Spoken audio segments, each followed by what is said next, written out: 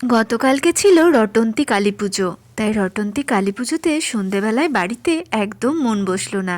তাই তাড়াতাড়ি রাত্রিবেলায় কাজটাজ সেরে নিয়ে মা ছেলে মিলে চলে এলুম মন্দির প্রাঙ্গণে। আর এই মন্দিরে রয়েছে অনেকগুলো দেবতার বাস।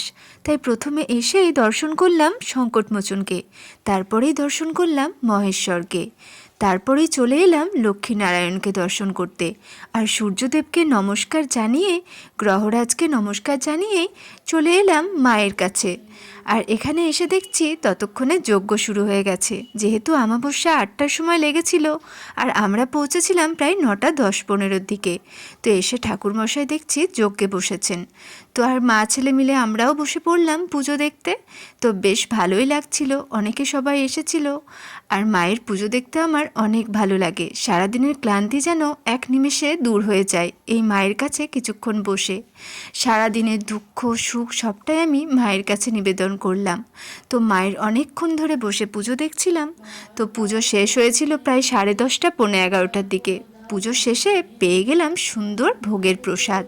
ভোগের প্রসাদে ছিল আতপ চালের খিচুড়ি আর তার সাথে সুন্দর একটা পাঁচ তরকারি। এ যেন অমৃতর স্বাদ। তারপর প্রসাদ গ্রহণ করার পর চলে গেলুম বাড়ির দিকে। তো সকলে ভালো থেকো, সুস্থ থেকো। আবার দেখা হবে নেক্সট মিনি ভ্লগের সঙ্গে। টাটা।